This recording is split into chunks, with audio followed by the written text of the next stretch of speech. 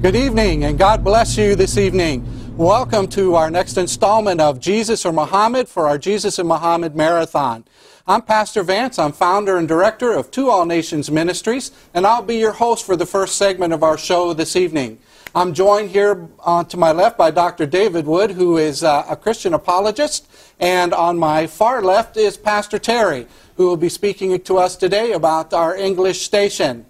This marathon is happening, this Jesus and Muhammad Marathon is happening because we are attempting to raise $400,000 for our new English station. And currently we have $30,000, and I want to thank every one of you who has donated. This is going to be really exciting to have this new English station in place so that we can expose what Islam is trying to do in Western civilization. So if you're within our hearing distance this evening, I would ask you to prayerfully consider what you would give to ABN to help with this English station. As I said, we need $400,000. So if it's $10 or $20 or $50 or $100, I invite you to send that money in. And you can give on our website electronically, or you can send a check to the address that's on the webpage or even on the bottom of our screen. And I thank you in advance for your generosity. Please dig deep, and we also covet your prayers. Pray for us this evening as we do this show and talk about the deception of Islam. Also pray for the new English station and for its success. So I want to start off this evening by saying that we are talking again about the deception of Islam. And the Quran teaches, and just let me look at my notes here, the Quran teaches that Allah is a deceiver. In Surah 354 it states, and they deceived and Allah deceived. And Allah is the best deceiver. And in Surah 10:21, it says, Allah is faster in deceiving than anyone else.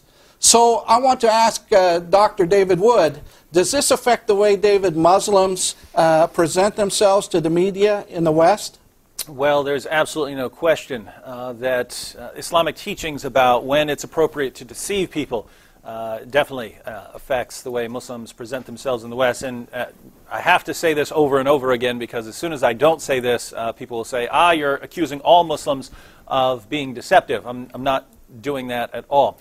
I'm saying that Islam allows Muslims to be deceptive, and in certain situations commands Muslims to be deceptive. Now, here in the West, many Muslims don't know what Islam teaches. And so a Muslim in the West can say, Islam is a religion of peace, and believe what they're saying, because they don't really know enough about what their religion teaches. So we need to be careful here and distinguish what Muslims believe here in the West from what Islam actually teaches. Now, if it's a knowledgeable Muslim who knows what Islam teaches, who knows that Islam commands him to conquer unbelievers, to fight those who don't believe in Allah, to subjugate Jews and Christians to Islam, to subjugate everyone to Islam, if a Muslim in the West knows that, but also knows that Muslims, it's not going to look good for Muslims if people are aware of that, there is scriptural support for deceiving unbelievers about what Islam teaches. Let me read a passage. Surah 3:28 of the Quran, very important passage, reads, "Let not the believers take disbelievers for their friends in preference to believers. Whoso doeth that hath no connection with Allah, unless it be that ye but guard yourselves against them, taking as it were security." So this passage very clearly tells Muslims, don't be friends with unbelievers. Don't be friends with those Jews and Christians, especially if this is done in preference to Muslims. So what does this mean? Well, if you've ever wondered why certain Muslims won't condemn groups like Al-Qaeda, this is the reason. If a Muslim sides against other Muslims and sides with unbelievers against those other Muslims, according to Surah 3:28, that Muslim has no connection with Allah. You're not a real Muslim if you side with unbelievers against believing Muslims. So what are Muslims to do in situations like this, where they're outnumbered, where they need security from unbelievers because the unbelievers are more powerful? This would be really any place in the West. In the West, Muslims are outnumbered. And so what does the Quran tell them to do? Well, you can't go out subjugating unbelievers here in the United States, not directly. You can't march your army out, fight the unbelievers, and conquer them. You can't do it. Muslims aren't strong enough. So what are they supposed to do? Well, the Quran is very clear. you can guard yourselves against these unbelievers by tricking them into thinking that Islam is peaceful. So this is what we find in the Muslim sources, and it shouldn't be surprising at all that this is exactly what we find Muslims doing here in the West. And again, I'll say it again, I'll probably say it 10 times as we go through these programs, exposing deception on the part of Muslims in the media. Just to clarify, again, I'm not saying that every Muslim who says something, or even every Muslim that says things in these clips, when you're hearing from Muslims, these people aren't necessarily trying to deceive you. I think that most of them aren't trying to deceive you. Most of them probably believe exactly what they're saying. But that doesn't mean that it's true. And according to Islam, we're going to see that a lot of these things are false. Do we have our first video clip ready? Yes. All right, let's go to our first video clip. This is from ABC News. ABC did a program titled Islam Questions and Answers, where they took questions from people and they answered them. They attempted to answer these questions, people's concerns about Islam, and the answers they gave were very interesting. And one of the things they responded to was the criticism that all Muslims are out to get Westerners and all Muslims are out to attack America. So they wanted to show that, Muslims are just as American as anyone else. So let's take a look at the clip. American Muslims giving an answer. Get to know us. We're just like everybody else. Being a Muslim in America, in my opinion, doesn't make me any different than anyone else. I grew up in the United States. I've never, lived anywhere else. I don't know what other identity I could have. 110% American. Well, that's very interesting. You have Muslims here saying that they're 110% American, that Muslims in the West are no different from anyone else. Now, I think that those Muslims probably believed what they're saying, that they are no different from other people. But is that what Islam actually teaches?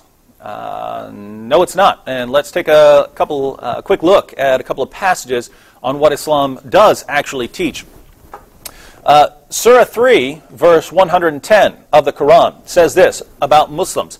You are the best of peoples, evolved for mankind, enjoining what is right, forbidding what is wrong, and believing in God. So, according to the Quran, who are the best people in the world? You are the best peoples evolved for mankind. Surah 3, verse 110 says that Muslims are the best of peoples. If the Quran says that Muslims are the best of peoples, can a knowledgeable Muslim say Muslims are no different from anyone else? No. The only person who can say that is a person who doesn't know what the Quran says, or a person who does know what the Quran says, but wants to trick people about it. So, Muslims are the best peoples. What does the Quran say about Jews and Christians? Well, let's go to Surah 98:6 of the Quran, which tells you about Jews and Christians, and pagans are included in this verse as well, but we're most familiar with Jews and Christians. Surah 98:6.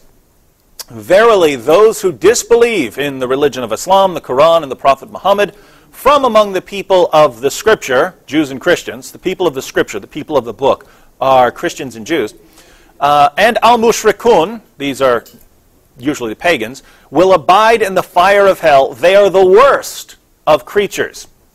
So, those who disbelieve in Islam, from among the people of the Scripture, Jews and Christians, will abide in the hellfire. They are the worst of creatures. Think about that for a moment. Who are the best people in the world? Muslims. Who are the worst people in the world? Jews and Christians. If Muslims are the best people in the world, and Jews and Christians are the worst people in the world, what's the result of that? What's going to be the outcome here?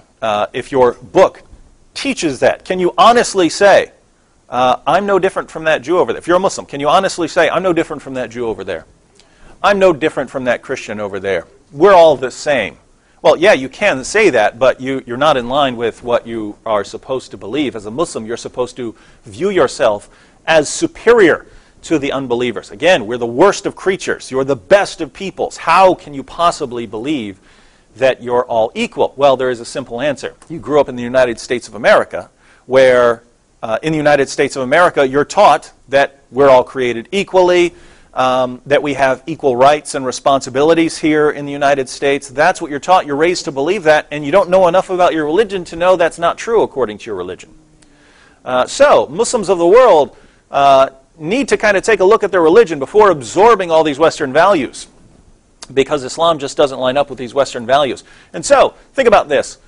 Muslims are the best of peoples. Christians and Jews are the worst of creatures. Don't you think this might cause a problem for developing good friendships between Christians and Muslims and Jews from a Muslim perspective? I think so. And actually, this is exactly what we find in the Quran. Surah 5, verse 51.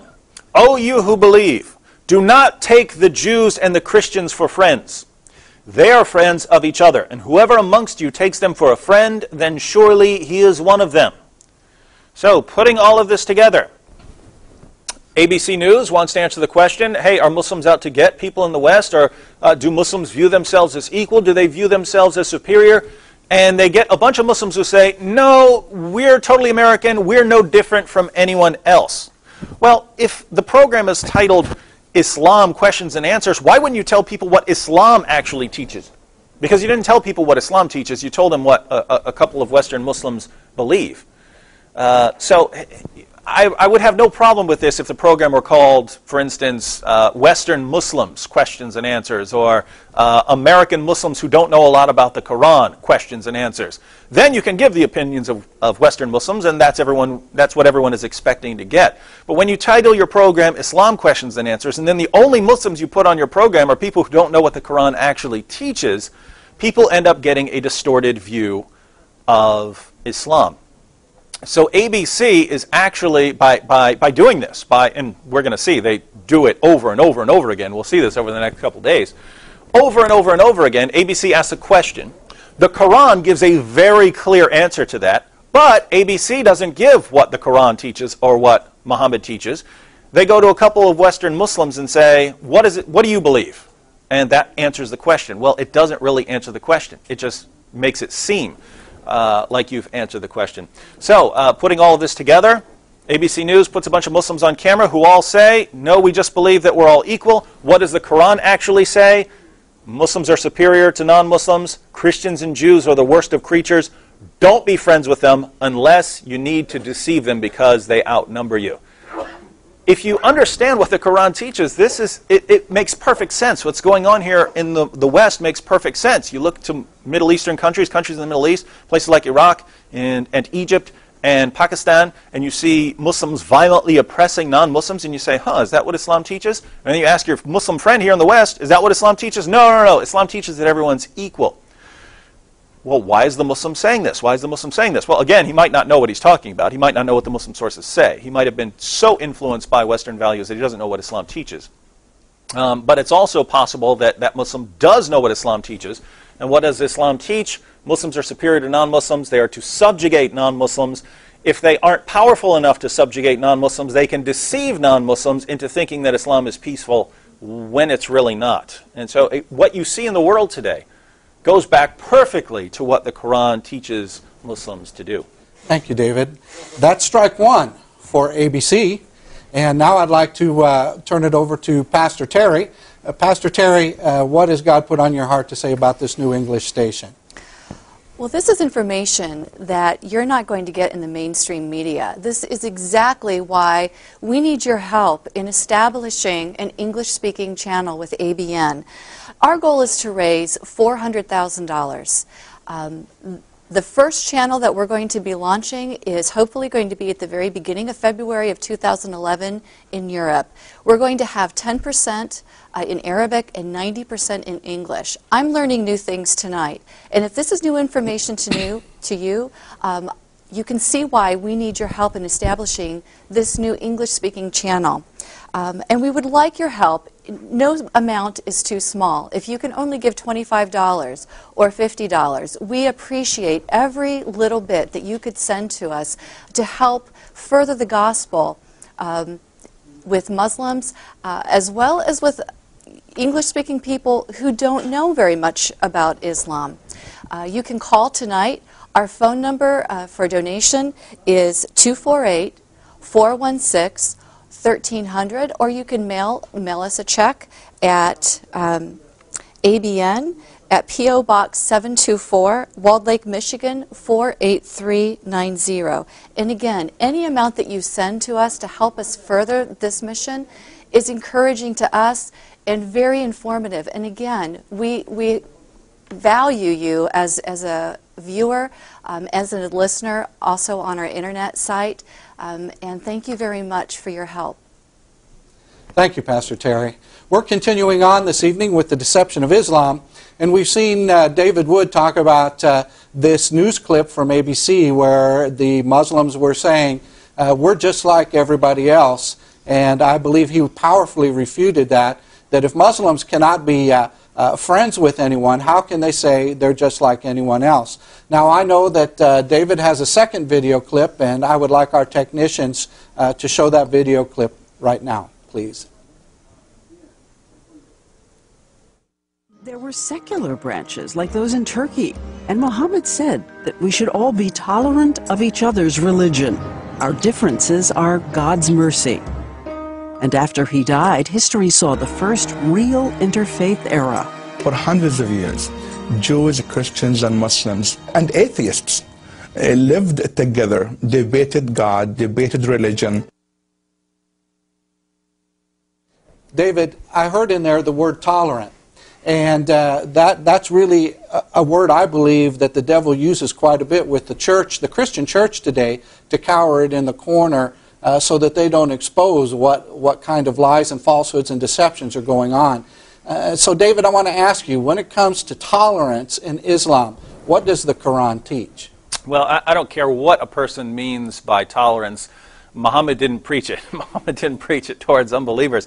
And actually, there were three distinct claims there. Now, I understand we're going to have to go to a break at some point, so just cut me off whenever we're going, because this is going to take longer than I think we have before the break. So I'll go and get started. Whenever you need to stop, we can stop. I noticed three distinct claims there from Diane Sawyer. One, Muhammad promoted tolerance towards all religions. Now, if you have ever seriously read the Quran or the Hadith or read just a couple of important sections from those books, you know that that's totally false. Two, she said that according to Muhammad, our differences are God's mercy, and this is actually a hilarious one. I think ABC News gets the gold medallion for scripture twisting of the year. We'll take a look at what Muhammad actually said. And finally, that after Muhammad died, the world's first truly interfaith era began. Now, this is why we're calling this program ABC's Islam Deception. All of this is totally, utterly, completely false. Let's examine the first claim, that Muhammad promoted tolerance towards unbelievers. And this would be a good place to ask just a few basic questions, without even seriously going into what Muhammad said. Just a few basic questions. How many pagans were in Mecca when Muhammad started preaching? A lot. It was full of pagans. How many pagans were there 20 years later when Muhammad died? 0. Did Muhammad's immense religious tolerance eradicate the polytheism of the city of Mecca? If so, that's a strange kind of tolerance. When Muhammad conquered Mecca, the Kaaba was surrounded by hundreds of idols that were very dear to the polytheists of Arabia. How many of those idols remained? What happened to them? Where are those idols today? Muhammad smashed them. The ever so tolerant of all religious beliefs, Muhammad smashed those idols, which again were very dear to the polytheists of Mecca. Now, if you're thinking, well, they're polytheists, I don't care. Look, that's not the point, whether you think it's right or not. The point is, was that tolerant of their religion? Was it tolerant of their religion to say, oh, you bow down and pray to that idol? Well, I'm going to smash it with a hammer. Was that tolerant? Of course it's not tolerant. How many Jewish tribes were in Medina when Muhammad moved there at the invitation of the people of Medina? 3 large tribes of Jews. How many Jewish tribes were left just 8 years later when Muhammad went and conquered Mecca? 0. Well, I've noticed that if you follow the history of Islam, it has a remarkable knack for obliterating the religions that are around it. And you see this over and over again in the life of Muhammad, and definitely afterwards in the lifetime of the apostles. Not the apostles, Muhammad's disciples. Muhammad is an apostle according to Islam, but his followers wouldn't be apostles. Now, here's a little-known fact.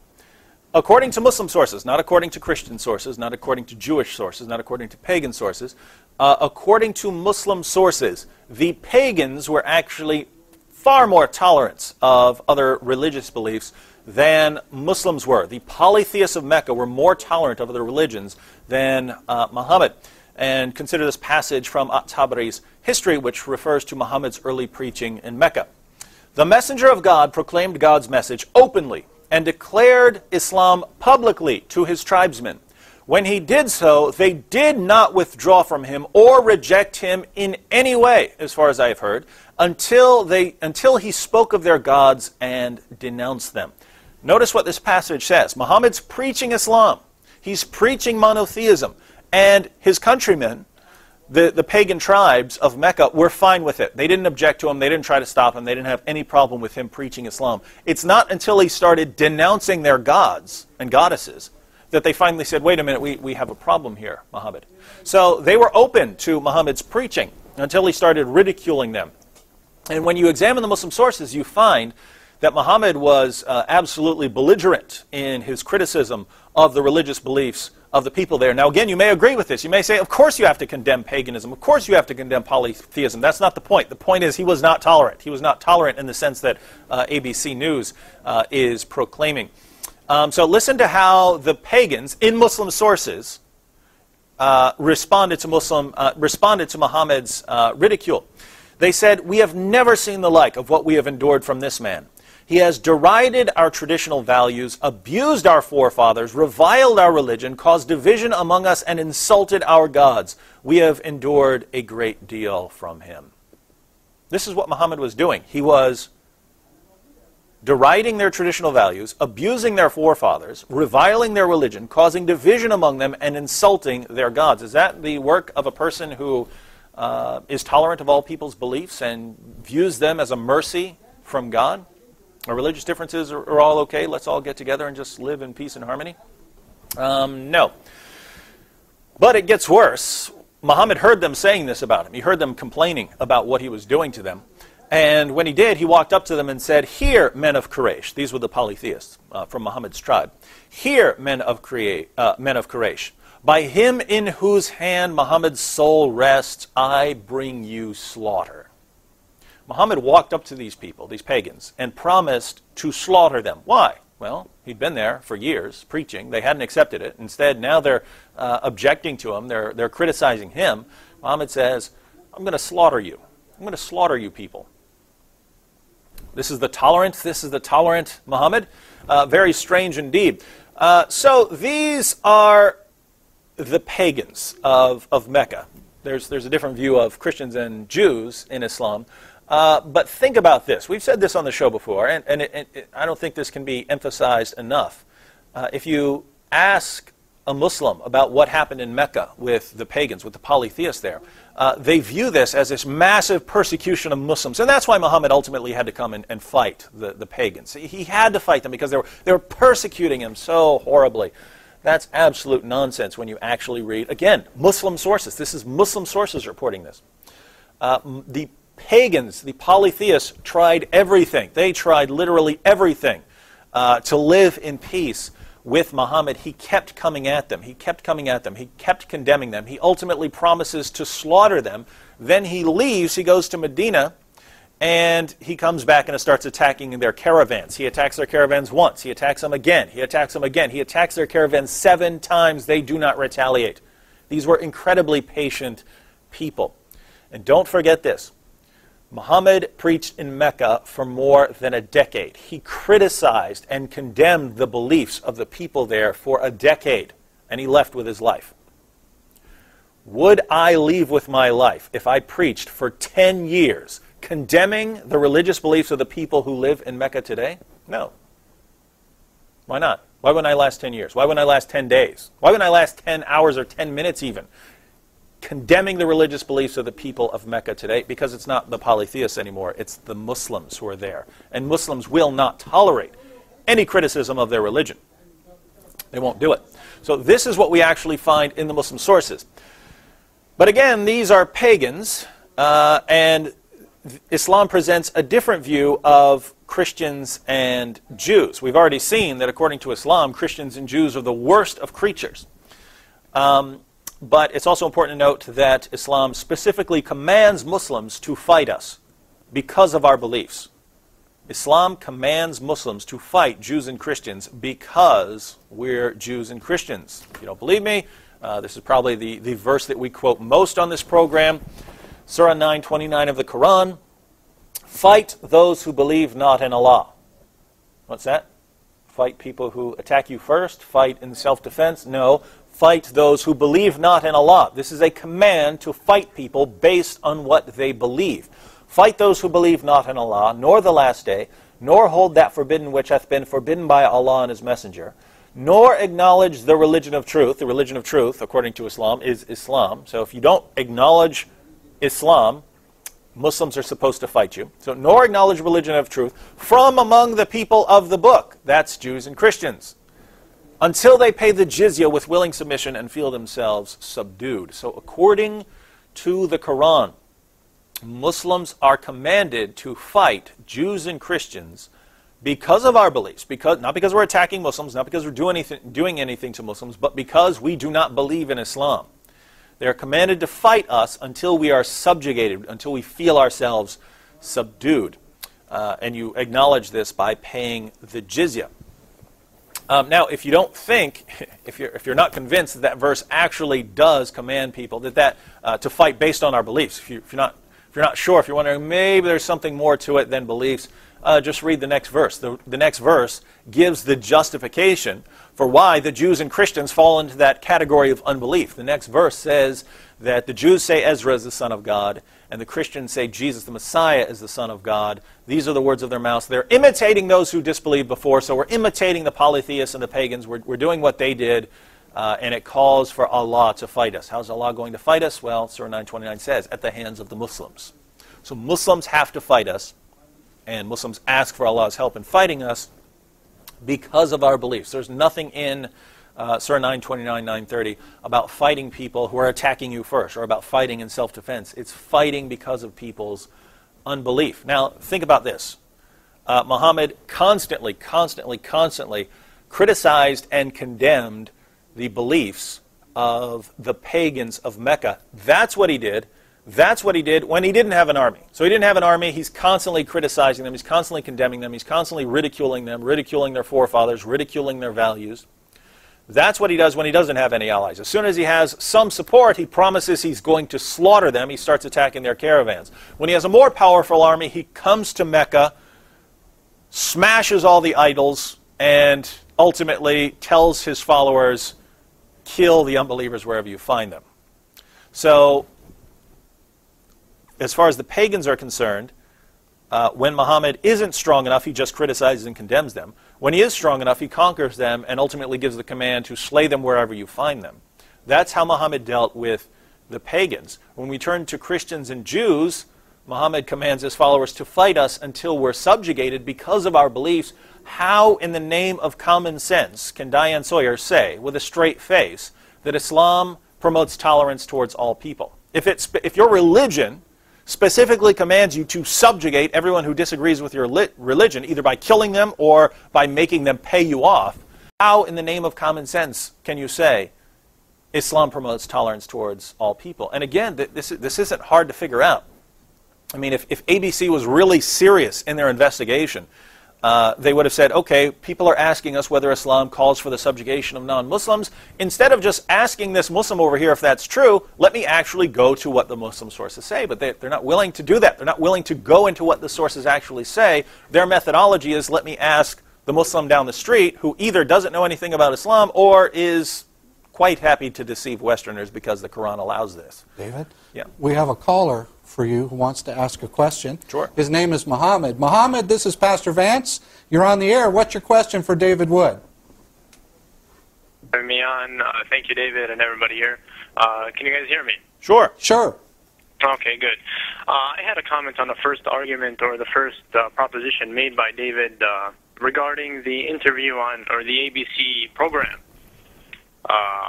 which postulated that Muslim Americans assert they are equal to other Americans, in which David rebutted. And I had a couple of comments regarding this, and I also had a couple of comments regarding chapter number 3, in which David used to validate the argument that Muslims cannot, it is illegal for Muslims to have non-Muslims as friends. If you guys allow me, I'd like to comment on both of these.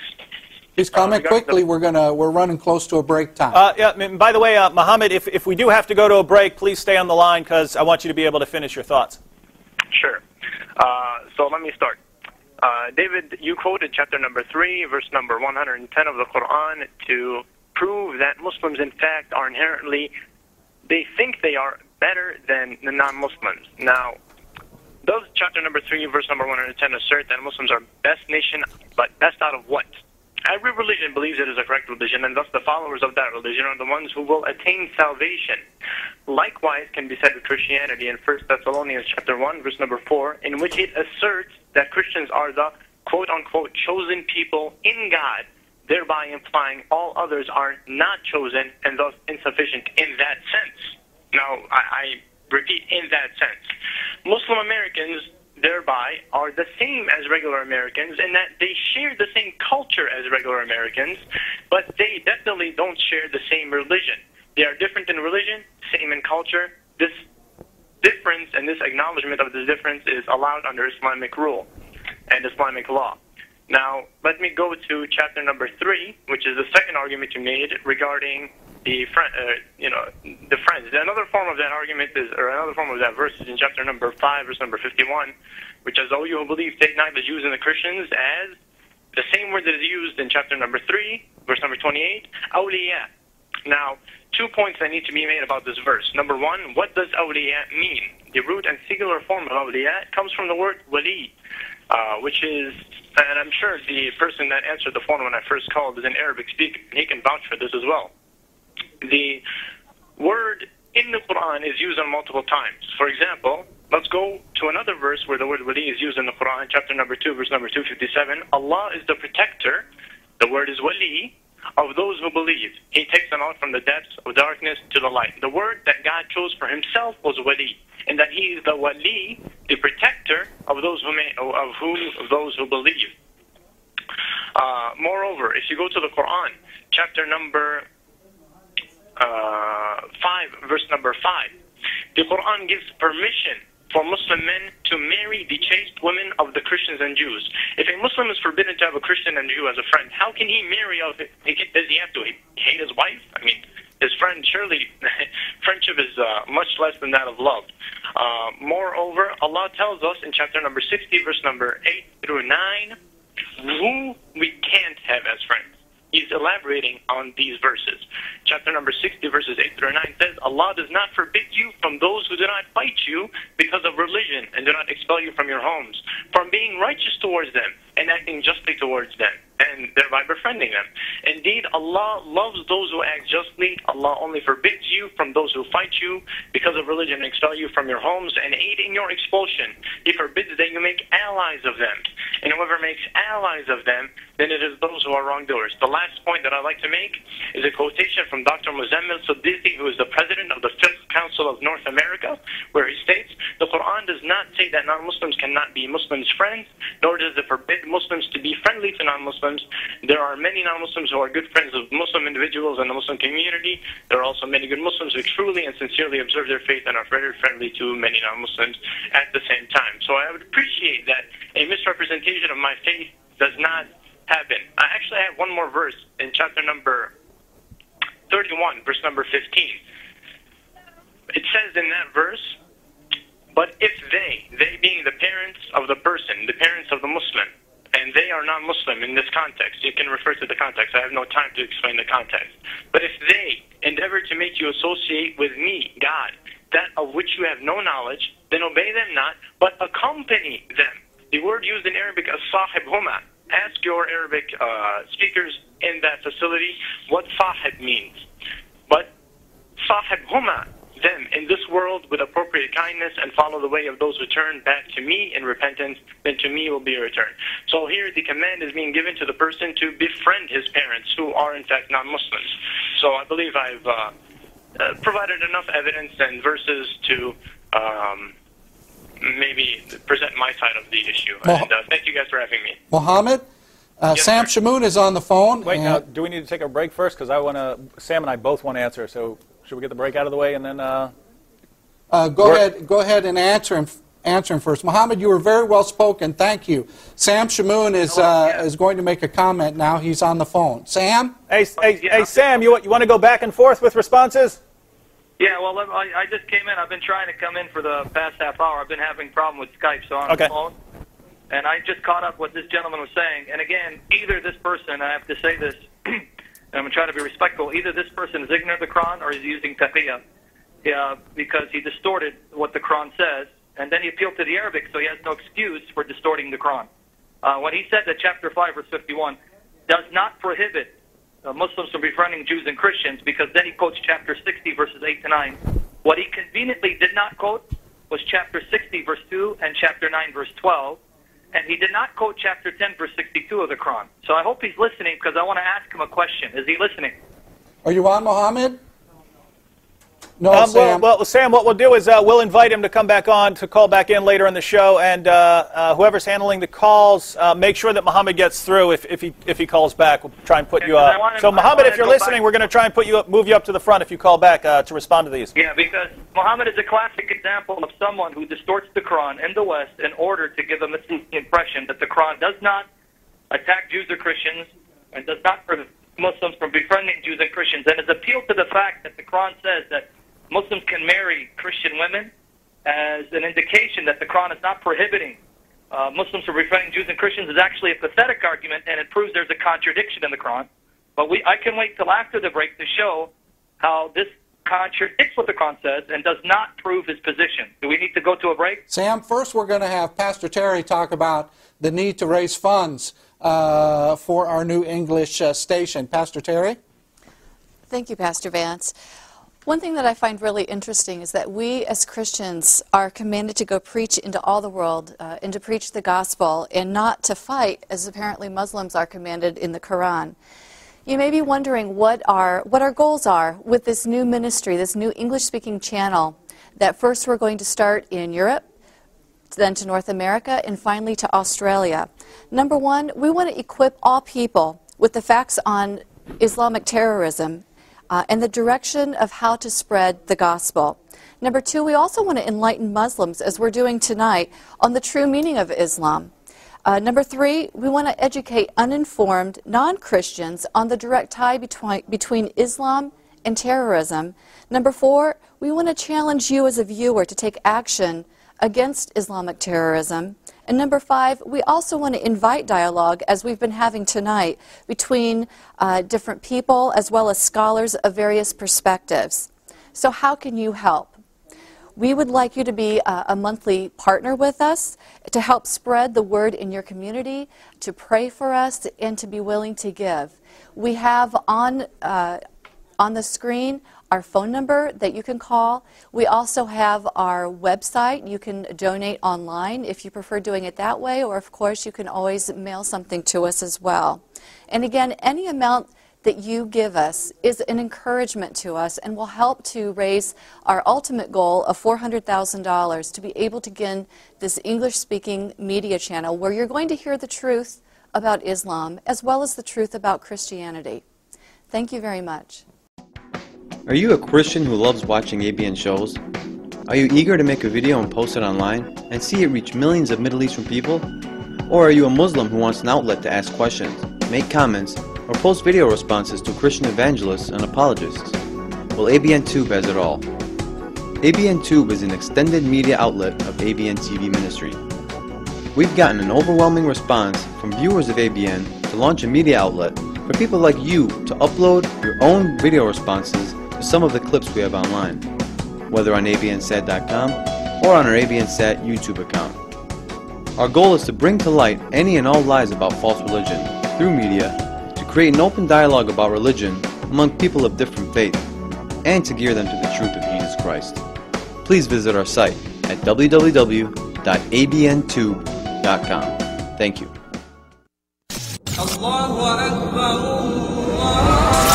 Jihad has come to America.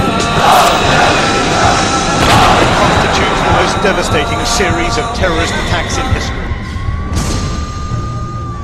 The only deen Allah accepts is Al-Islam. And whoever seeks any other deen apart from Islam will never be accepted. Allahu Akbar! We stand together to win the war against terrorism.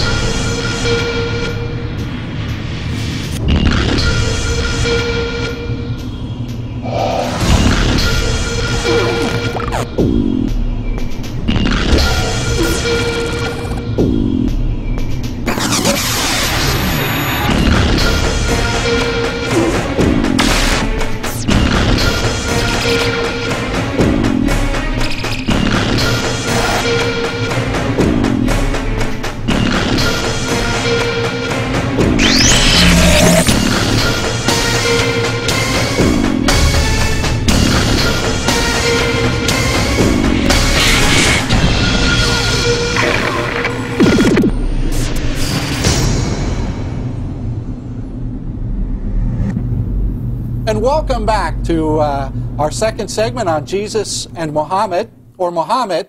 And I want to encourage everyone, before we begin, to remember that we are doing this marathon to raise funds for our English-speaking station. Our goal is $400,000. We have raised $30,000 so far. And I want to encourage everyone to please give $10, $20, $25, $50, $100. You can give on our website, or you can send a check or money order to the address that appears on our screen. Just before we went to break, we were speaking with Sam Shamoon on the phone, and a great caller by the name of Muhammad. And Muhammad, if you're still out there, please call us back. That Sam and David want to talk with you some more. They thought your comments were excellent. And Sam, I know you're on the line, but David has asked me to allow him a few shots at a rapid-fire response to what Muhammad brought up, and then we're going to go to you, Sam, to finish up this portion with your comments. All right, Sam, I'm going to hit all of his points very quickly, and then you could go into more detail. Definitely be good to go into more detail on the issue of marrying the chaste women.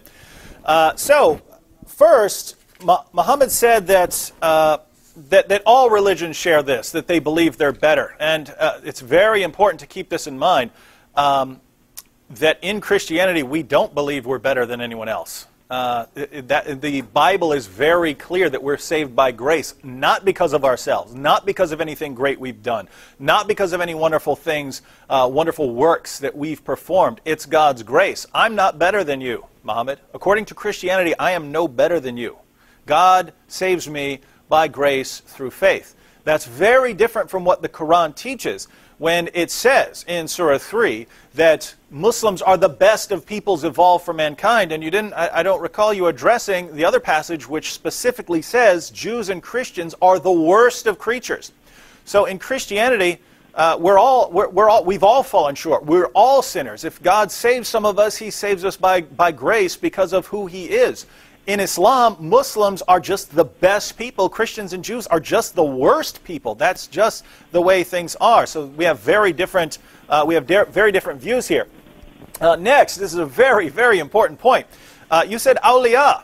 So just for those who missed the point, the Quran commands Muslims not to be friends. This is the typical translation in English translations. Not to be friends. Muslims are not to be friends with non-Muslims. Muslims are not to be friends with Christians and Jews. We would look at that here in the West and say, well, that's pretty strong. You're not supposed to be friends. You're not supposed to be friends with us. And the typical Muslim response is, well, awliya means protectors. It means don't take Christians and Jews as protectors. And that's exactly how Muhammad tried to translate this term. So according to Muhammad, follow me here, ladies and gentlemen, because this is very easy to respond to this. Our friend says that this should be translated as protectors. So what the Quran really says is, don't take unbelievers as your protectors. Now, if you open up the Quran in almost any English translation, it translates this as friends. Why? Why do your knowledgeable Muslim scholars insist on translating the term as friends? Well, the reason is simple. They're not simply trying to defend Islam. They're trying to give a consistent translation of the Quran. And if you want to say awliya means protectors, you have a major blasphemous problem on your hands. Why? Because that term is used elsewhere in the Quran. Let me read you a verse. Surah 10:62. Remember, our friend Muhammad just said, awliya should be translated as protectors. That's the correct translation. This does away with the problem. Why can't you as a Muslim translate it that way? Here's why. Surah 10, verse 62. Behold, verily on the friends of God there is no fear, nor shall they grieve. There is no fear for the awliya of Allah. This gets translated in English translations, the friends of Allah. But what did our friend Muhammad say is the proper translation? Protectors. So you want to translate this verse as, there's no fear upon the protectors of Allah? Allah has protectors now. He has human people who protect him and keep him from getting into trouble. Keep him safe. Allah has protectors, and that's the point, ladies and gentlemen. That's why a translator of the Quran is going to say, wait a minute, I can't translate awliya as protectors. That would mean that Allah has protectors. That would mean that he's not God. God doesn't need people to protect him. So therefore it must be friends. It must mean friends here. Therefore it must mean friends. Okay, Muslims aren't supposed to be friends with unbelievers. That's the problem. So, my friend, if you believe that awliya should be translated as protectors, I'd say you should reject Islam, because your God needs people to protect him, and the true God doesn't need anyone to protect him. Surah 3, marrying chaste women of the Christians and Jews. I'll let Sam respond to that, but I'll just ask, Muhammad, according to your religion, are Muslim women allowed to marry non-Muslim men? Are Muslim women, according to Islam, allowed to marry Christian and Jewish men? You're going to have to answer no if you know at all what the Quran says on this issue. So why are you saying that the women can marry, non-Muslim women can marry Muslim men? Why would there be that difference? And I'll give you, just so you know, according to your scholars, women are weak. You take over the women of the unbelievers, you take over their reproductive faculties so that they start producing children, and according to Islam, how are those children going to be raised? According to the religion of the women? No, according to Islam. The idea behind the Muslim doctrine, now you got more problems with the Quran, but the idea behind the modern Muslim doctrine is that women are easier to control. And if a Muslim man marries a non-Muslim woman, he can control her and force the children to be raised as Muslims. You have taken away the reproductive abilities of your enemies, and you're now using them from Islam. Don't tell me that this promotes peace and harmony, my friends. This is a very serious and I'd say deceptive doctrine here. Surah 60, verse 8. This is a verse that our friend quoted to show that Islam allows you to be friends with the unbelievers. So no problem with being friends with unbelievers here, because Surah 60 verse 8 says Allah does not forbid you from acting kindly towards these people. Well, we've talked about this before. There's this little problem called abrogation in Islam. Allah can tell you one thing and then come along later on and tell you something completely different. So when Allah says nothing stops you from being friends with these people, was that his final command? Or was there something that came later that might affect that? Well, yes, there was something that came later to affect that, namely the command to kill the pagans and to subjugate the Christians and the Jews. You do not behave kindly towards them anymore. And don't take my word for this. Don't take my word for it. Our friend quoted someone. I'll go ahead and quote someone, but I'll quote someone who is respected by pretty much all Muslims, Tafsir Jalalain, so the two Jalals. Let me read you his comment on this verse. This is Tafsir Jalalain's commentary on this verse, the verse that was quoted by our friends to show that Islam promotes peace and tolerance towards everyone. God does not forbid you in regard of those who did not wage war against you from among the disbelievers on account of religion, and did not expel you from your homes, that you should treat them kindly and deal with them justly. What does he say? This was revealed before the command to struggle against them. So what does the Tafsir tell us? This command came before, meaning it's abrogated, this command came before the command to struggle against them, to fight them. So what is this telling us? It's abrogated. Yes, lovely teaching. Too bad it wasn't the final teaching. The final marching orders of Muhammad, the final marching orders of the Quran are to go out and fight the unbelievers and to subjugate them. My friend, there's no way around this. I see as a Westerner you don't want to believe this, but that is what your religion teaches. And finally, our friend quoted what to show us that Islam is peaceful? He quoted a Western Muslim scholar, Siddiqui, who said that the Quran doesn't say Muslims can't be friends with unbelievers. My friend, again, read Surah 328, especially read Surah 551.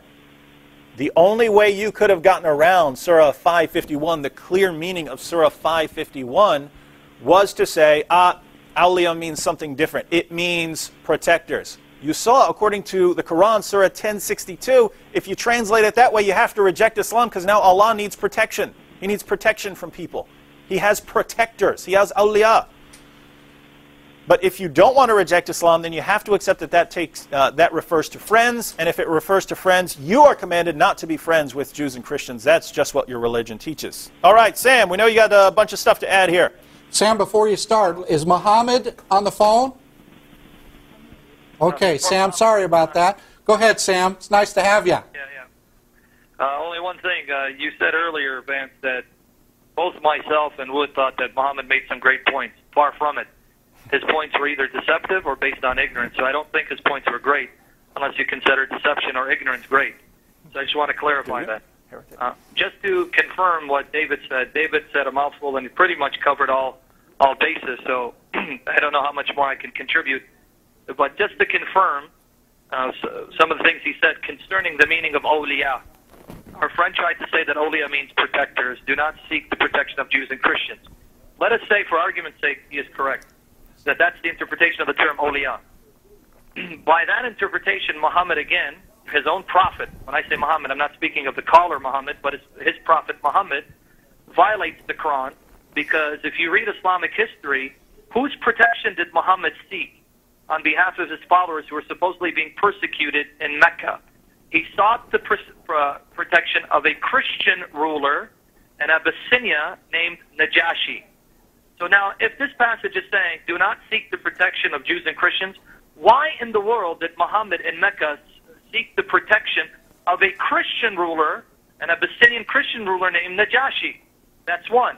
However, as David stated, the word awliya means friends, not protectors.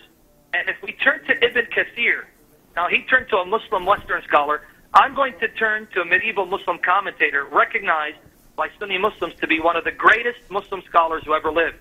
In fact, if a person wants to properly understand the Quran, he must consult various Muslim commentators, one of whom is Ibn Kathir.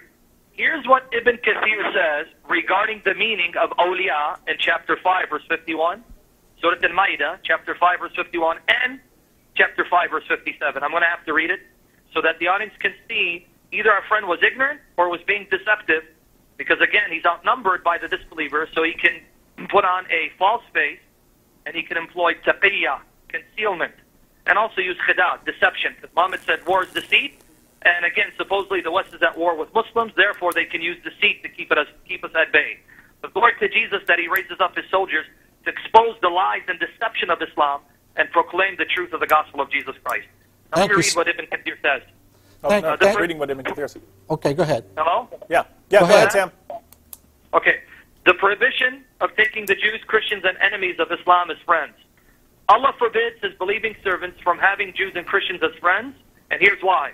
Because they are the enemies of Islam, and its people, may Allah curse them.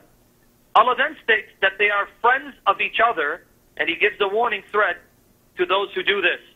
And if any among you befriends them, then surely he is one of them. Now notice this narration that Ibn Kathir provides to give the proper context and explanation of the word awliya.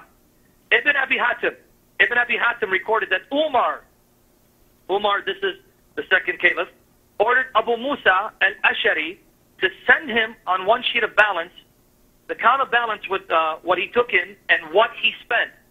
Abu Musa then had a Christian scribe. Now notice, this is a Christian scribe, not a Christian ruler. and he was able to comply with Umar's demand. Umar liked what he saw. Notice, Umar liked what he saw and exclaimed, "This scribe is proficient." Would you read in the masjid a letter that came to us from Hashem? He's asking the scribe to read this letter. Abu Musa said, he cannot. Umar said, is he not pure? Abu Musa said, no, but he's a Christian. Did you catch that, David? Yep. Umar said, why can't he read this in the masjid, in the mosque? The mosque, is he not pure? Abu Musa said, no, he's not, because he's a Christian. Abu Musa said, so Umar admonished me and poked my thigh with his finger, saying, drive him out from Al-Madinah. He then recited, O you who believe, take not the Jews and Christians as friends. Now, David, maybe you can help me understand. Was this scribe a protector that Abu Musa took? Nope. Or a friend and a scribe that he used to write out contracts for the Muslims? Seemed like a friend. Obviously. Exactly. But Umar then quoted Surah 5:51 to say, you are forbidden from befriending this Christian scribe. Drive him out of Al-Madinah. I guess Umar didn't know as much as this Western Muslim scholar or Muhammad who called in. So the second so-called rightly guided caliph was ignorant about the meaning of awliya, and he needed someone today, a Western Muslim scholar today, to tell him the actual meaning of the Arabic word. We can see that this is nonsense, right? Now, do I have more time, or do you want me to just... Well, we have three callers on the line who'd like to get some time in. So can we get our first caller, please?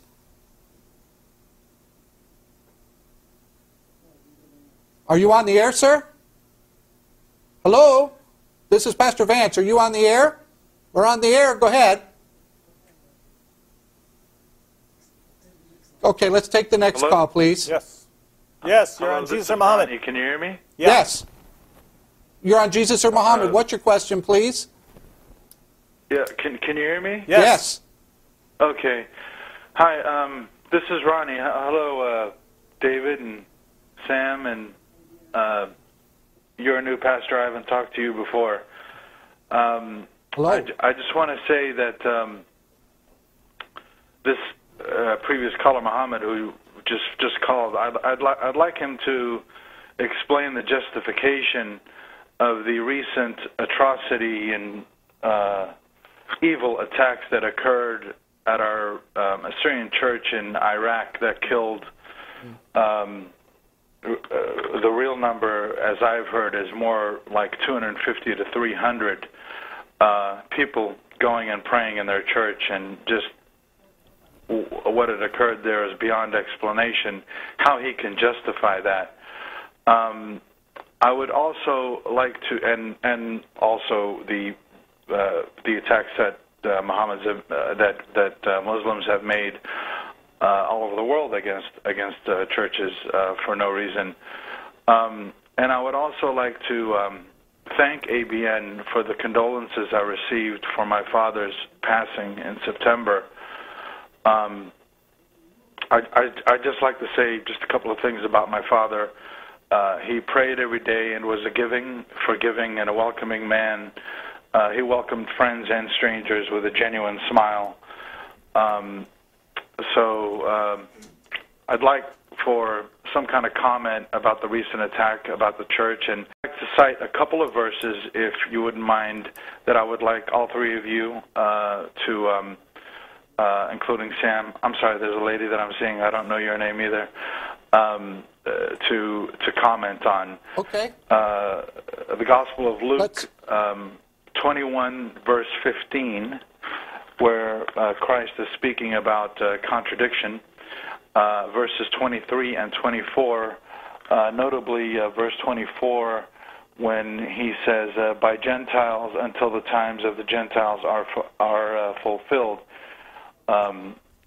And also, I'd like to ask, maybe Sam would have a little more knowledge of this, I'm not sure, whether or not Assyria will have their own country again one day, as from what I understand is written in Isaiah, in the book of Isaiah. Once again, I want to thank ABN for their condolences for my father. You're welcome, sir. David, what about that? What about the fact that Islam says peace, peace, peace, but they slaughter all of these Christians in Iraq in the name of peace. Well, our brother wanted us well, he wanted Muhammad, who'd called in earlier, to comment on the attacks on the Assyrian church, and for that I'll invite Muhammad to call back during our second program, because that's actually our topic. So, Ronnie, we're actually going to be talking about that for our next program. We're going to be going through what happened in Assyria and the Muslim justification for it. So you'll definitely want to catch that. David, excuse me for interrupting. They're signaling we need to take a break. So we will take a break at this time. We'll be back with Jesus or Muhammad in just a minute.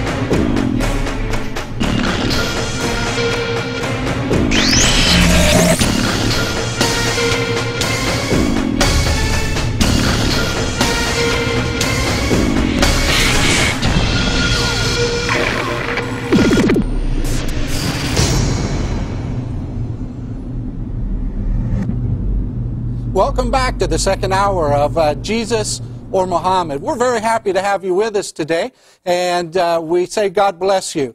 Now, the reason we're running this Jesus or Muhammad marathon for the next couple of weeks is because that we're trying to raise funds for an English station. And that English station is to educate the English-speaking peoples about the goals of Islam. And I would like right now to hand this over to Pastor Terry, who has some information for us about our fundraising for the English channel. The Bereans for being diligent in searching the Scriptures. And if you are searching for truth, then we commend you tonight for tuning into this channel. And if you're an English speaker, you can see the importance of wanting to have an English-speaking channel, not only in the United States, but in Europe and Australia. And we need your help in order to do this.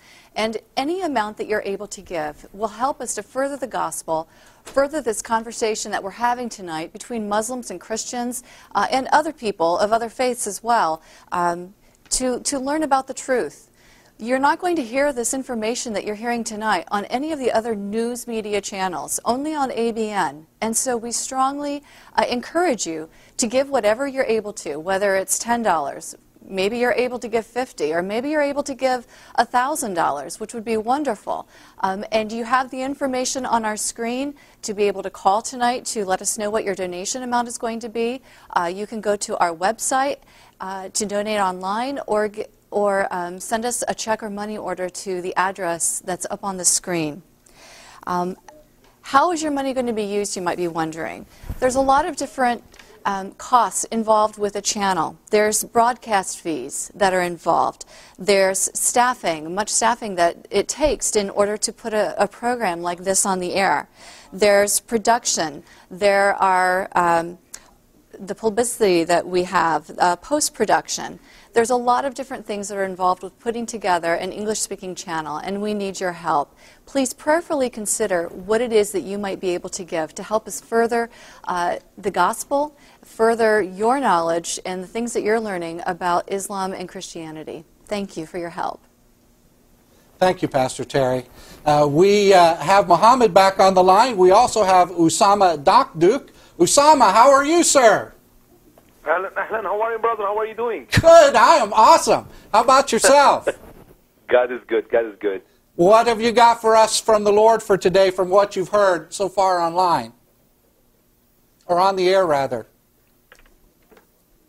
Usama? I'm sorry, what? What would you like to say about what you've heard on air so far? Well, I'm hearing wonderful things. I've been with you guys for the last 15 minutes, and I hear this Muslim friend who's telling us, or I haven't heard his speech, but I heard what you said about some of the verses in the Quran. I'll lead Muslim to one verse in the Quran, chapter 2, verse 109, and they can go and read Al-Qurtubi interpretation or Al-Tabari interpretation, neither one. They said, for pardon and forgive, chapter 2, verse 109. It is astonishing interpretation to this wonderful verse. They say, any verse, no kidding, exactly, any verse does not include killing in the Quran is abrogated. Any verse does not include killing in the Quran is abrogated. That is the interpretation of Al-Qurtubi and Al-Tabari to 2109. I don't know, he was talking about, Muslim can marry Christian and Jew ladies, and I would love to see one time in my life before I leave this earth a Christian man who can marry a Muslim woman, or a Jewish man who can marry a Muslim woman, or an atheist man or agnostic, somebody who is not a Muslim man who will be able to marry a Muslim female. If this happened, that would be a miracle. That would be a miracle. Because it is un-Islamic for a Muslim lady to marry to any but to Muslim. There is a wonderful hadith here, actually. I'm just looking at it in Arabic and English. It said, لا تبدأوا اليهود والنصارى بالسلام وإذا لقيتم أحدهم في طريق فاضطروه إلى أضيقه. In English, do not initiate the peace to the Jews and Christian. And if you meet any of them in a road, force them to its narrowest ally. طريق يعني. So it's amazing. I mean, from the word of Muhammad, from the action of Muhammad, what did he do to Bani Qurayza? He killed all those people. What he did to Christian? What do the Muslim? What have the Muslim practice? How the Muslim practice Islam the last 1400 years? Today we come up with some new interpretation. Islam is not open to new interpretation. It's already interpreted by Al-Qurtubi, by Tabari, by Jalalain, by Ibn Kathir, a wonderful Muslim scholar. It is not open for second opinion from some moderate Muslim today because there is no moderate Islam. Islam, it is not but a religion of hate. So to tell me that the word awliya mean protector or mean this, literally this is just playing a game, going in circle. Nothing in Islam but lies. When I see this, I'm talking about the Muslim of today. If they are trying to pretend to bring Islam to the picture to be something is not what it is in the book. It's not what has been practiced for the last 1400 years. It is nothing but lie and deception. And that is the sad story. That's the sad story that Muslims are trying to do everything they can to bring Islam to be something which is not. It is already written, it's already interpreted, it's already practiced for the last 1400 years. Here, Mohammed. Okay, thank you, Pastor. Thanks a lot for everybody, David, Sam, and everyone who's allowing me to speak.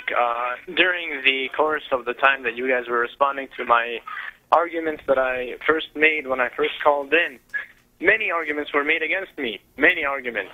Now, I ask you and I ask the producers to allot the fair amount of time for me to respond to the arguments that I retained and I heard that you guys made. So if you don't mind, I'd like the appropriate amount of time to respond to the arguments made against me. Well, as long as you understand that as a host, I'm probably going to break in from time to time and offer David and Sam and others a chance to talk and for Pastor Terry to raise funds for our new English station. Is that okay with you? Are we on level ground there? You're the host of the show, not me, so you're good calling enough. the rules, but it would have at it, Mohammed. It would be appreciated, though, if you could be consistent on that and also interrupt David, Sam in the middle of their presentations for a Muslim's viewpoint. But anyhow, David first responded to me by saying that as Christians, we are judged by grace and by faith. We are not judged by our works. And we cannot be justified by our works. Rather, we are justified by our faith. And this contradicts what I said how. This contradicts the Muslim belief how. Chapter 49, verse number 13 of the Holy Quran says, let me grab the verse. 49, verse number 13. It says, "O mankind, we have created you from male and female, and made you into nations and tribes that you may know one another. Verily, the most honorable of you with Allah is the one who has taqwa, or is God-fearing. Verily, Allah is all-knowing, all-aware. Those who have faith are the ones that are the better among you." And notice the verse is addressed to mankind, not just to Muslims or what have you. Number 2, there will always be a disbeliever and a believer in a faith. Christianity, like Islam, excludes the disbeliever or separates the disbeliever from the believer, thereby having the believer better than the disbeliever. Colossians chapter number 3, verse number 12, "Therefore, as God's chosen people, holy and dearly loved, clothe yourselves with compassion, kindness, humility, gentleness, and patience." Yep, I see you looking at that. It's Colossians chapter number 3, verse number 12. "Therefore, any non-Christian is not holy, is not dearly loved, and is not chosen." Is this not excluding the non-Christian? Of course it is. David then appeals to semantics, and he isolates a verse from the Holy Quran in chapter number 10, saying that, well, are the Muslims the awliya of Allah? Indeed, this is blasphemy. Sir David, this is... You're appealing to these semantics. Context needs to be considered when looking at any verse in the Quran, likewise in the Bible. As you would see in chapter number 60, allies is the word that is used. In chapter number 60, verse number 9, the word allies. Let me read the verse. "For awliya, Allah only forbids you to make allies of them." Thereby, this is the correct definition in chapter number 10, that we are allies. God is allies of the Muslims are allies. They are allies of one another for a dual, for the same purpose, same cause, etc. Then you mention Muslim women. Muslim women not being able to marry Muslim men, or non-Muslim men. This, my friend, is irrelevant to the topic. The point is, chapter number 5 guarantees that a marriage can take place between a Muslim and a non-Muslim, namely a Christian and a Jew, thereby canceling what you said, a Muslim cannot have a non-Muslim as a friend. Marriage is a step, there is a stage way past friendship and what have you. I see you want to say something, Pastor. Yeah, I need to stop you there and allow David some time to respond, because we have several other phone callers who are behind you. So, David, if you would... I'll go ahead and respond briefly, and then we'll let Osama respond as well. I'll just go through his, I saw 4 points there. He again says, well, Christians view themselves as the chosen people. There's a there's a massive difference between viewing myself as a sinner just like anybody else, and God saves me by His grace. Am I better than anyone else? I'm not better than anyone else. Am I different from other people? Yes, I'm different from other people. Am I saved? Yes, I'm saved. But I don't look at another person and say, wow, I'm so much better than him, because according to Christianity, I'm not better than that person. I'm not inherently better. That's not what the Quran teaches. Muslims are the best of peoples evolved for mankind. They're the best people in the world. And again, you keep ignoring Surah 98:6. If you want to, no matter what else you want to say, Surah 98:6 specifically says that Jews and Christians are the worst of creatures. Now, if your book says you're the best of peoples, and it also says that I am the worst of all creatures, how can you say that, well, this is similar to Christians believing that they're the chosen people? It's not. I'm a pathetic scumbag according to your religion. You're wonderful according to your religion. According to my religion, we are all sinners in need of salvation. Very different pictures here. Muslims, according to the Quran, have to view themselves as better than other people. He says... he responded to the issue of Surah 1062. He says context needs to be considered. again, let's just review here. We have all of these English translations saying, don't be friends with the Jews and Christians. Don't be friends with the Jews and Christians. Our friend responded, no, that word needs to be translated as protectors. I responded, well, according to 1062, if you use that translation, you'd have to say that Allah has protectors, because same word in both verses. His response now is, well, it depends on the context, and fine, think about Sam's response. You're totally ignoring this. This verse was used as justification by Umar for getting rid of a Christian scribe. Who is this? He's not a protector. That Christian scribe wasn't a protector, a ruler. He wasn't anything like that. He's just a guy who writes things down for someone. And Umar said, that's unacceptable. Why? Because of what the Quran says. Because the Quran says you can't be friends with these people. You can't be associates with these people. And again, as Osama read a passage, do not give people, this is from Muhammad, do not give the people of the book the greeting first. Force them to the narrowest part of the road. You're walking down the street and you see a Christian. You can't do this in the United States because you get arrested. But in a Muslim context, if you see a Christian walking down the street, you're not supposed to let him just walk down the street without feeling subjugated. You're supposed to force him to the narrowest part of the road. Push him up against the wall. That's what you're supposed to do, according to your prophet. And I'll go ahead and add one quick passage. Because, again, and we've pointed this out, Muslims today seem to think that they're the greatest interpreters of Islam, better than their classical commentators, people like Ibn Kathir and Al-Qurtubi, all their greatest commentators. Muslims think they're better interpreters than them. Muslims think they're better interpreters than Muhammad's companions. Muslims think they're better interpreters of the Quran than Muhammad was. We find this. Now, let me give you a passage from Ibn Umar. This is the son of the second rightly guided caliph, one of Muhammad's companions. He said in one of Bukhari's works, Ibn Umar passed by a Christian who greeted him, and Ibn Umar returned the greeting. So he's walking down the street, and a Christian gives him the greeting, and Ibn Umar returns the greeting. He was later told that the man was a Christian. When he learned that, he went back to him and said, give me back my greeting. So he says peace upon this Christian who had greeted him with peace. When he finds out that man's a Christian, he runs back, give me back that greeting. There's to be no greeting of peace upon you, Christian.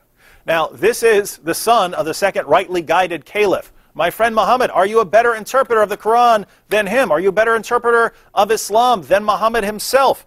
And finally, he said the marriage issue is irrelevant because the Quran shows that marriage is acceptable between a Muslim man and a Muslim woman. The Quran allows a Muslim man to marry a Muslim woman. Again, a non-Muslim woman. Again, why isn't the reverse true? If this is to show that Christians and Jews and everyone else are all in the same boat here, even though the Quran says that Christians and Jews are the worst of creatures, if this verse really shows that, why isn't the reverse true? Why can't a Muslim woman marry a non-Muslim man? Well, the answer is clear. In context, and the view, when you put all this together, is it's okay to marry those non-Muslim women because you can control them and you can raise their children as Muslims. So you are taking over the reproductive capabilities of the Christians and Jews. You're taking their women, you're using their women to produce Muslim offspring. You ultimately take over the world like that. That's the Muslim view.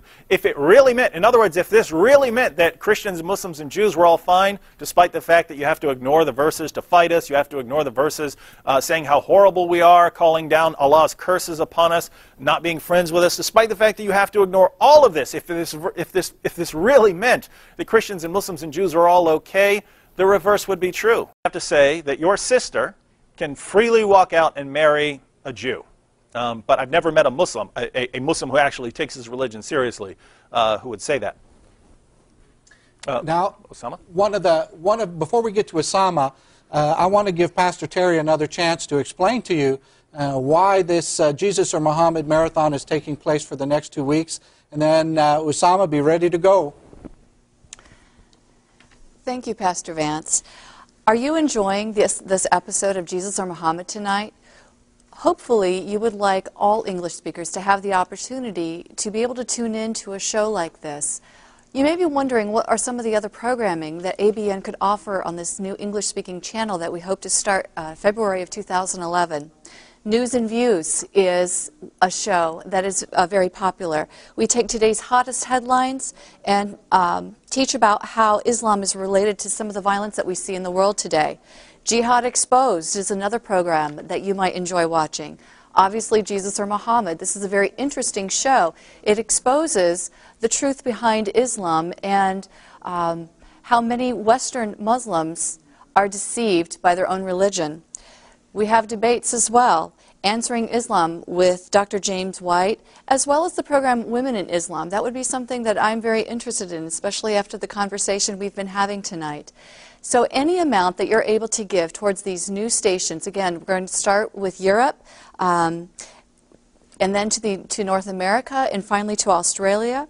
But we need your help in our ability to build awareness of Islam around the world. Again, any amount that you can donate is very, very much appreciative. Please be prayerful in your consideration. I know this time of year, especially if you're in North America, it may be a little bit difficult, but we ask for whatever the Lord puts on your heart to help us to be able to sow this seed around the world. Again, we have our phone number on the screen that you can call in and pledge your donation. You can mail a check or money order to the address that's on the screen, or very easily you can go onto our website and use PayPal or whatever, I think what is on the screen if you go onto our website. Thank you very much for your prayer for consideration. Back to Pastor Vance and Dr. David. Usama, are you there? Usama, are you on the phone? Yes, I'm here. Okay. I hear my friend Muhammad calling the Quran Holy Quran. I wonder where he come up with this name from. That is one of the biggest lies. That's one of the great deception I see in the West. When Muslims tell us the Quran is called Holy Quran. I'm sorry, in Arabic is not called Al-Quran al-Muqaddas.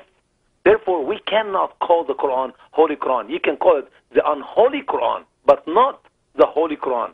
Because Holy Quran does not fit the teaching and the doctrine and ideology of such a book. It is called the generous Quran, Quran Kareem. So Muhammad and other Muslims who are listening to us right now, stop lying, stop living in deception. I know Allah is the best deceiver, and I know Muhammad was a great deceiver, but you today are going to be stopped.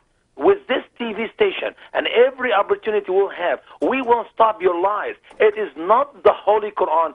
End of story. It is called the generous Quran. The generous Quran. Al-Quran al-Kareem. Do not dare come to this TV show or any other show in English and tell me Holy Quran. That is baloney name. Stop lying. How long you will deceive yourself and deceive American and those who speak English? It is not holy unless you truly bunch a hole in every copy. You cannot call your book a holy book. It is called Al-Quran al-Kareem in Arabic. Anybody can go online right now. You can Google translation or Yahoo Messenger translation or any translation you choose and put the word Al-Quran al-Kareem. It will not come Holy Quran.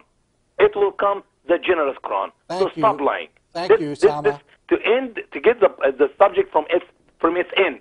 Now, you tell me, as my dear brother answered you very wonderfully, it is not relevant. It is relevant. Why I never see one Muslim woman married to a Christian man? Why you cannot? Do you know that it is dishonor to the family if a Muslim woman married to a Christian or a Jewish man, and they will kill her, the honor killing? So don't tell me it's not really relevant. It is very relevant. When you allowed Christian to marry Muslim woman or Jew to marry Muslim woman, then you can say it's not relevant. It is very relevant.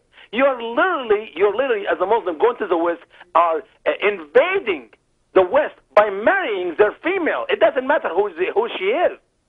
And that's invasion. That's a peaceful, loving invasion. Not marriage, not a friendship or a loving ship you're trying to bring to us. Anyway, my friend, 551, don't take them for friend. It's very tied to the first chapter of your book, the Quran. Chapter 1, verse 6. When Muslims pray, guide us or lead us to the straight way. And then they tell Allah which way? The way of those whom you have graced, which means the Muslim, as Muslim scholars say.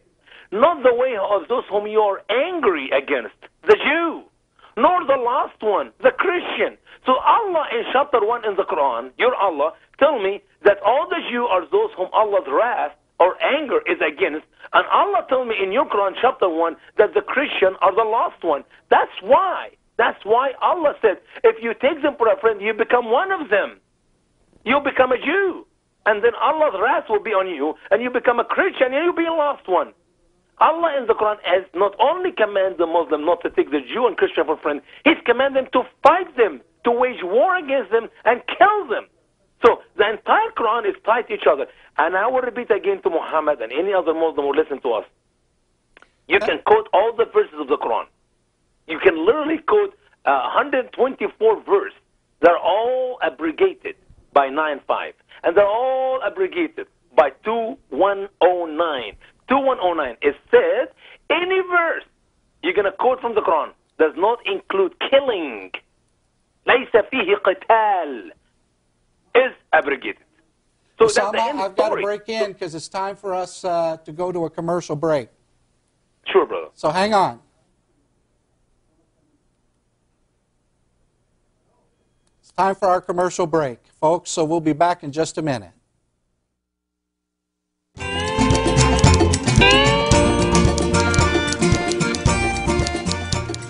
If you would like to watch a show you recently missed, or would just like to browse our live show directory, we encourage all of our viewers to go to our 4 YouTube channels.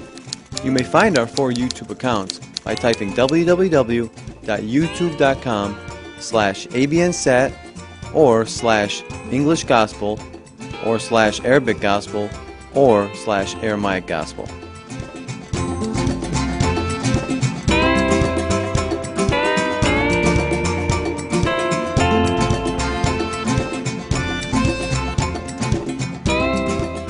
We appreciate all of your support and prayers, and if you have any questions or comments, please visit our website at www.abnsat.com, or you can call us at 248-416-1300.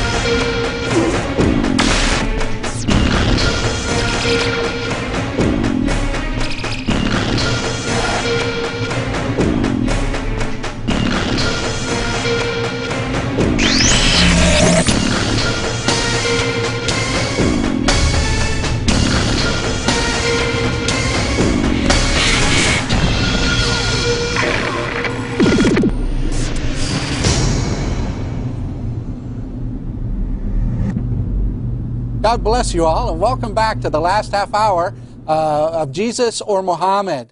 And with the reason that we're running this Jesus or Muhammad marathon for the next 2 weeks is because ABN is going to launch an English station, and we want to educate the English-speaking world about what Islam really teaches through these programs like this and others. Our goal is to raise $400,000, and to date we have $30,000 towards that, and I want to thank everyone who contributed. But we need even more. By the end of 2 weeks, we should come up with $400,000. So everybody dig deep, 10, 20, 25, 30, 50, or 100, whatever you can send. Please send it to, prayerfully send it to ABN. You can donate online, or you can send a check or money order to the address that's on your screen. And continuing on with the ABCs of intolerance, I believe we have another caller on the line. Caller, are you there? Hello? Hello, this is Pastor Vance, and you are? Hi, this is George. Hello. Actually, I have... Hello? Hello, what's your question? Actually, I don't have a question. I have only a comment about what Muhammad said, because I feel that he is using a taqiyya, which is the lying and deceiving for the about Islam, for the wisdom. Actually, he is unlucky because there is some people like Dr. Osama, which has a Arabic background, which know exactly what is Islam learning and teaching. And I have many comments about what he said. First, about how the Muslims, why the Muslim is not different from the others. Actually, in the Quran, and Muhammad himself said before that the Jewish and Christian are the sons of monk and pigs. This is the same. That's what he feels. They are the same. This is the first one. The second one, why the non-Muslim, why the woman, Christian or Jewish Muslim, can marry a Muslim man. That's what Muhammad doing, because when he killed all the Jewish, he take their women and rape them. This is the second thing. And actually he wants to promise his followers that they can marry the Romans and all the others, and they are going to get them in the heaven. I want to say thank you for your comments, and God bless you. Can we get the next call? Thank you very much. You're welcome, sir. God bless you. Can we get the next caller online, please? Hello, caller, you're on the air. Hello. Yes, sir. What's your question, please? Hello. Hello. What's your question, please? Hello, brother. Hello. I'm very happy to see you again in your great program. So I'm Rahul from Pakistan. I'm Minister of God, and every week I see your program in Pakistan, because dear Pakistan, your TV channel is strictly banned. Your TV channel is strictly banned in Indian TV. I want to tell you, one day I go to my cable operator office and I say, I want this channel on my cable network. And the Muslim checks your channel on the cable and say, oh, you want this channel? It's a blasphemy channel. If you allow us, you can, under the blasphemy law, in jail. So don't need this channel. Okay? Or when I come back and I watch this channel on internet. So Brother David and Brother Sam Shimon and all. I really blessed to your question and your answer which you put on your channel. So I am also apologist of Urdu, and I learned, you are my teacher. I learned from you about the comparison study about Islam and about the reality of Islam and about Christianity. So, brother, there are, on answeringmuslims.com, you put the news, that's a real news, that in Pakistan, Muslims put the children to the Christian in blasphemy law 295C. It's only made for Christians to kill the Christian. Okay, if Muslim has a personal hate with Christian, and so they put the blasphemy law on the Christian and kill them in jail. My one relative, I am the witness from Pakistan. Okay. One of my church members and my relative has been killed in blasphemy law. Sir, do you have a question you'd like to ask David? Hello? Do you have a question you'd like to ask? Okay. No, I think he was calling to comment on the situation in Pakistan. I'm sorry, sir. I'll take another caller. I'm sorry, sir. I couldn't hear what you were saying. Another caller. Next caller. You're on the air. Hi, this is Fatman here. David, Sam, Pastor Terry, and the other pastor. Sorry, I didn't get your name. Really quick, I wanted to give a shout out to the techs who made available this program in Flash, so I can listen to it on my Evo Droid. I just want to thank them for that. Can you guys hear me? Yeah. Okay. I just wanted to make a point really quick to the Muslim caller who was talking about how wonderful Islam is. You guys notice we get called Islamophobes a lot? But I'm wondering now, I understand that he doesn't subscribe to this Islam, But I'm wondering if we should fear those that subscribe to the flavor of Islam found in the Reliance of the Traveler. For instance, in the Reliance of the Traveler in Book O, Section 11, it talks about us paying the jizya tax.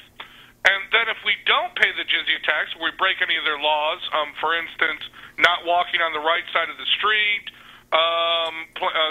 ringing church bells, singing our hymns or our prayers in public, etc., or converting, God forbid, or Allah forbid, converting a Muslim to Christianity. If we violate any of these laws, including not paying our taxes or the jizya tax, as it says in Book O, Section 11.11, when a subject's agreement with the state has been violated, the caliph can choose between the four alternative methods or mentioned above in connection with prisoners of war. In Section 0914, which we read that the caliph can consider the interest of Islam, and he can either let the person go, or he can sell them into slavery, or he can have them executed, or he can have them ransomed off, or trade them for a Muslim prisoner of war. I mean, how is this compatible with modern 21st century or even 21st or 20th century ideals of justice? And that's kind of all I wanted to say. Thank you. You have anything you'd like to add to that comment, David? Yeah, Fat Man's right. There's something Muhammad is missing here. I'm talking about the caller Muhammad.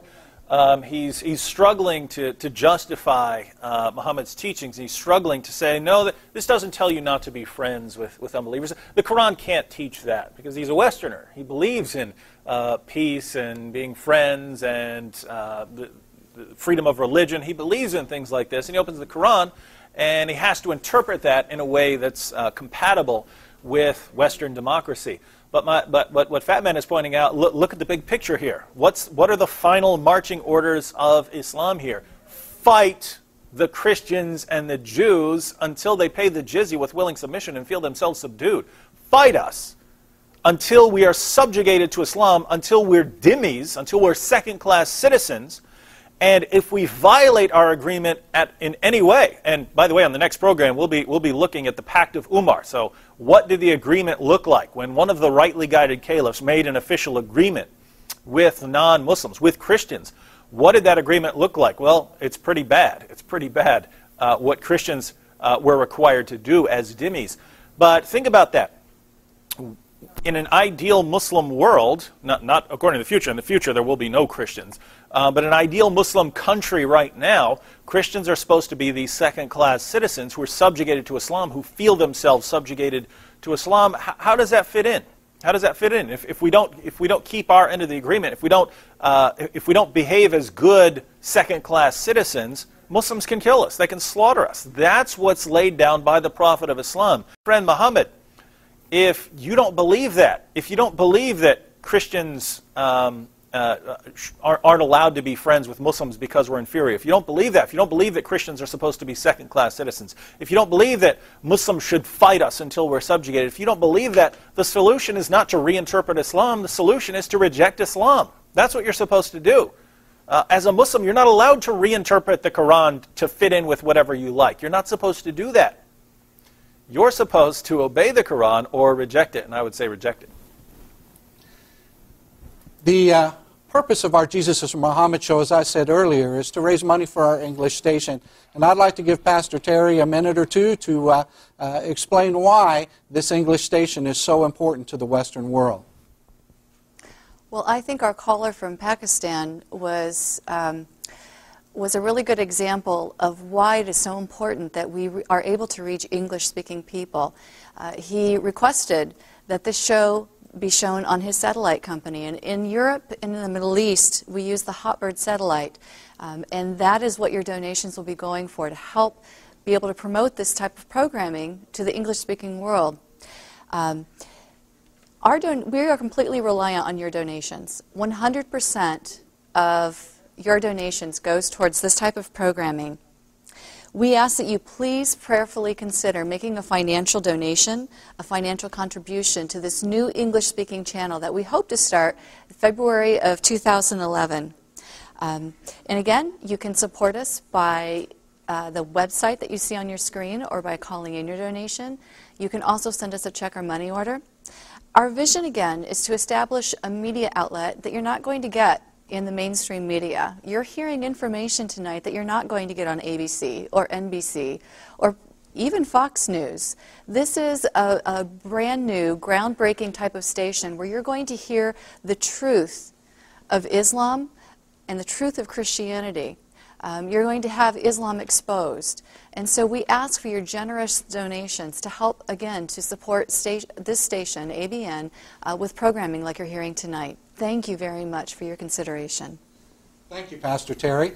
We'd like to get our next caller. Your question is, sir or ma'am? Are you there? Hello? Hello, what's your question, please? Yeah, hi, can you hear me? Yes, I can. What's your question, please? Yeah, okay. Yeah, this is Dr. Aouni. Actually, I appreciate your program, and I have a comment, if I may. Thank you. We'd love to hear it. Yeah, actually, I just want to let you know and let Pastor David know that there is not a single verse in the Quran that legalizes marriage of Muslims to non-Muslims. They only use Muhammad's extramarital relationship with his slave, Maria, as an excuse to marry non-Muslims. The second point I want to make, they are not honest in the translation of the Quran and the other books. And there is a lot of examples. The word kill in the Quran is translated as fight. And there is too many other verses that I don't believe that there is a time to discuss them.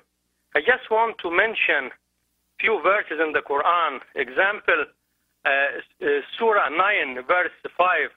So when the sacred months have passed, then kill the mushrikeen. He means the Christian and Jews. Wherever you find them and capture them and besiege them and lie in wait for them in each and every ambush. This is the peaceful of Islam.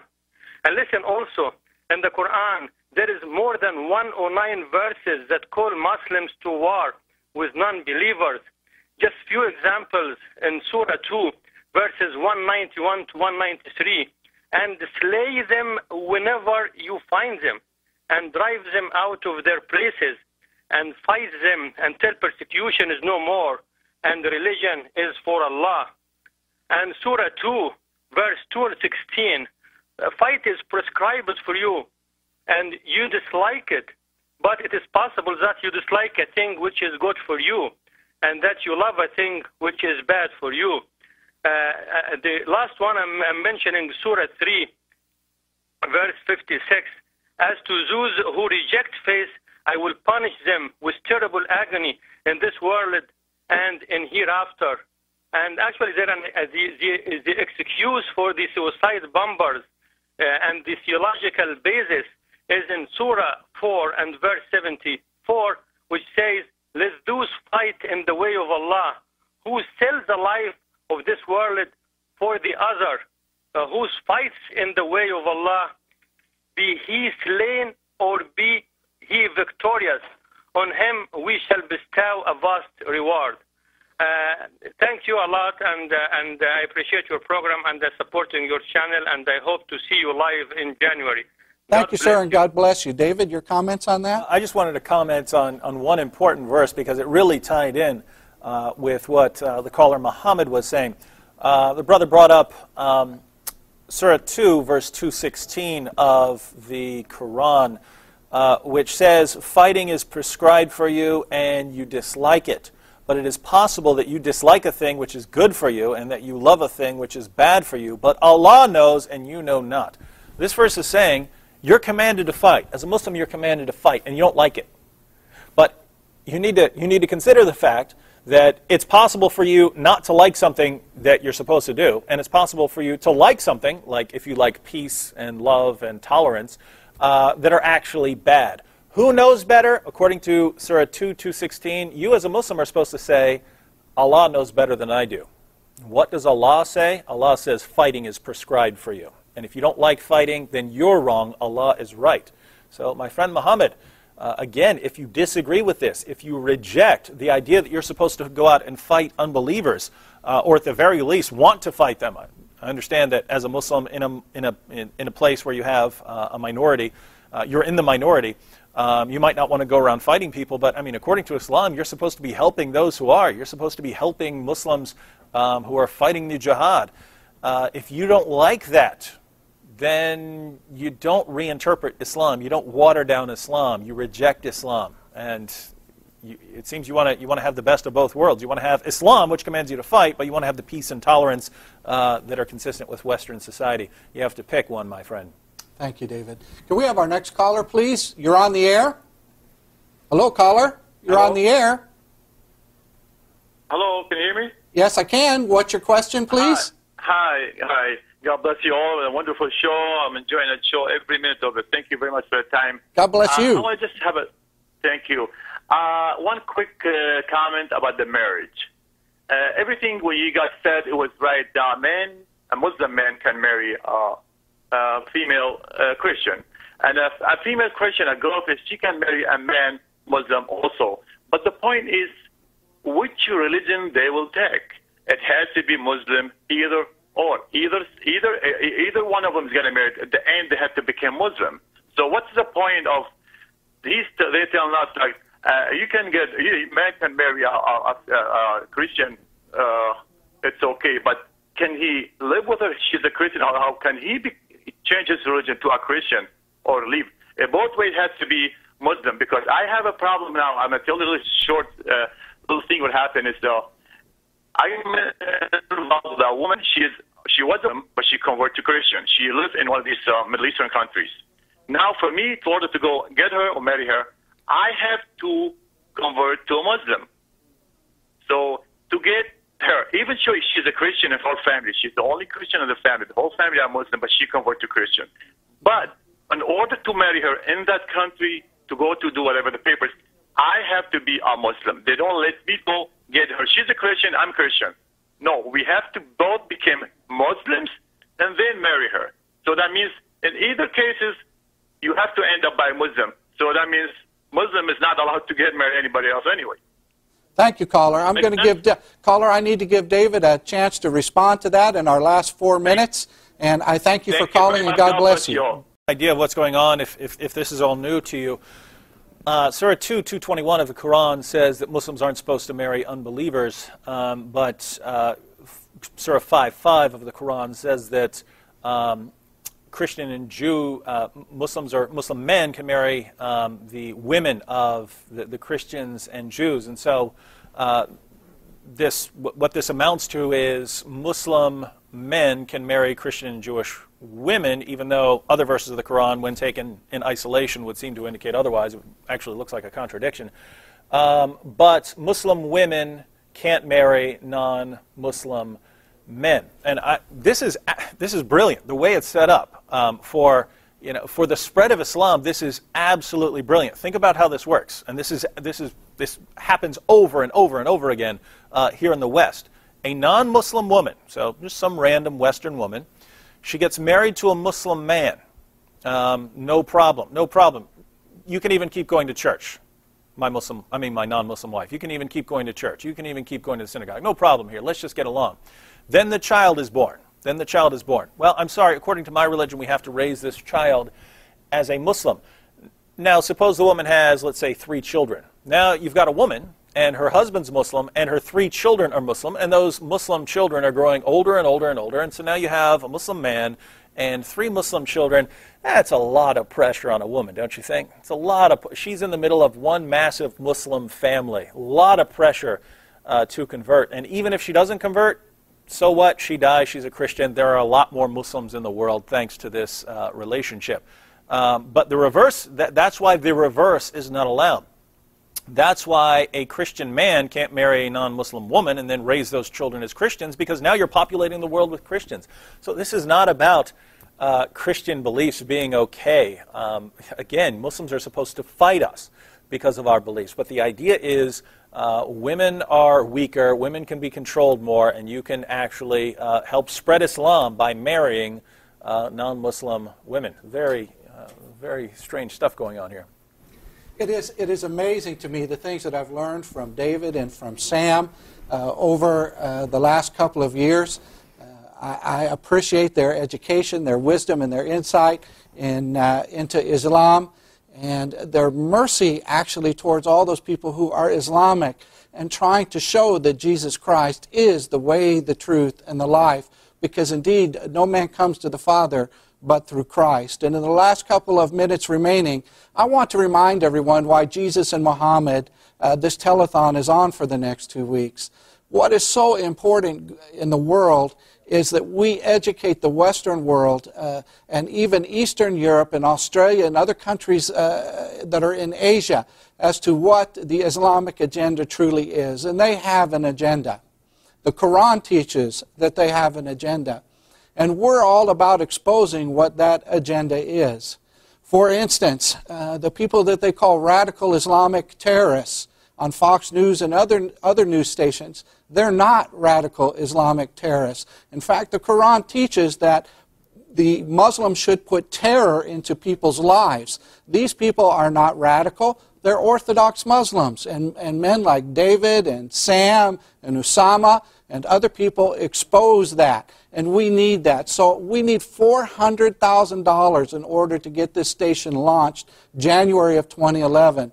I am asking you from the bottom of my heart, and I've been with Bassam and ABN since he started this in his home, in a bedroom, then into a garage, and then I've also had the pleasure and privilege of being Bassam's pastor. So I know how much hard work he's put into this, and I know that God has really put it on his heart to expose Islam to the English-speaking world. So I am asking you to reach deeply into your pockets and donate what you can to help us explain what terrorism is all about, what Islamophobia is all about, the deceptions of Islam, as we've heard from David and Sam and others tonight. I thank you and I appreciate it, and we hope to see you again back on Jesus and Muhammad in 1 hour. God bless you, and I look forward to talking with you again. Good night.